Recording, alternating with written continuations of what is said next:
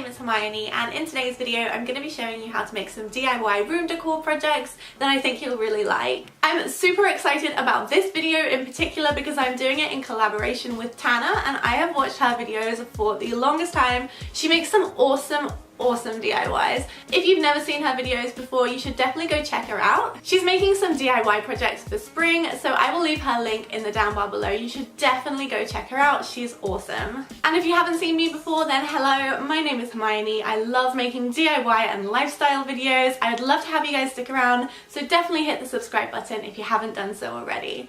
And that's enough talking, let's get into the DIYs.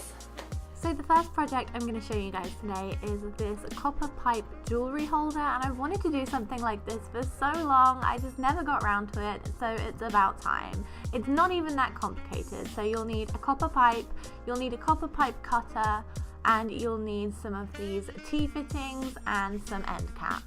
And here is an image of all the bits that I used and the length of the copper pipe. So if you do decide to do this project, you might want to take a screenshot of this for reference. And I just want to mention that you should be really careful with the copper pipe because I did cut myself. It is very sharp, and this is why we use the end caps on the end.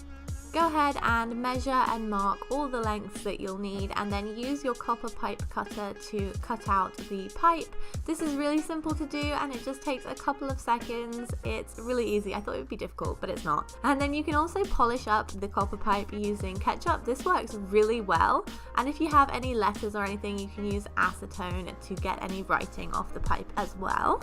Once it's all polished and clean, you can go ahead and start fitting it together. Hopefully you can see what I'm doing here and the shape that I built with mine. So it's kind of like a T shape at the top and the bottom, so kind of like a capital I. And then on the bottom I added some more T-fittings and some of the smaller pieces of copper pipe to make a stand, and obviously using those end caps to cap everything off. Once I figured out where all the pieces were going to go, I used some glue, and if you're going to do this project, I recommend using some kind of super glue and not using hot glue because it dries way too quickly and it makes like lumps inside the copper pipe, so you can't fit them together. Once it's dried overnight, you can go ahead and use it to store your jewellery, and I'm really pleased with this seeing as it's my first copper pipe project, so let me know if you try it. On to the next project, I'm going to show you how I dyed this plain white rug and made it look a little bit more interesting. For this you'll need a plain white rug, and then go ahead and protect your surfaces with an old plastic bag or something so you don't dye anything else. And I mixed up the dye as per the instructions, and I'm brushing it on here with a large paintbrush. My pattern is just kind of 2 stripes on either side, and then it gets darker in the middle, so I diluted the first set of dye quite light, and then I added the rest of the packet of dye into that and went ahead and added a stripe in the middle afterwards.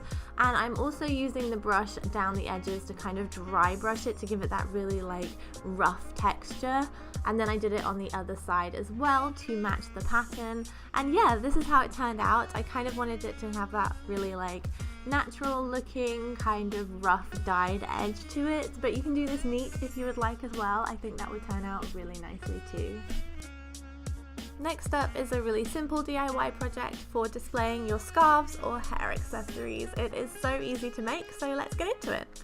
You'll need about 6 of these wooden shower curtain rings, and on 5 of them I've just gone ahead and unscrewed the little screw, but I kept one on because I'm going to use this to hang it up.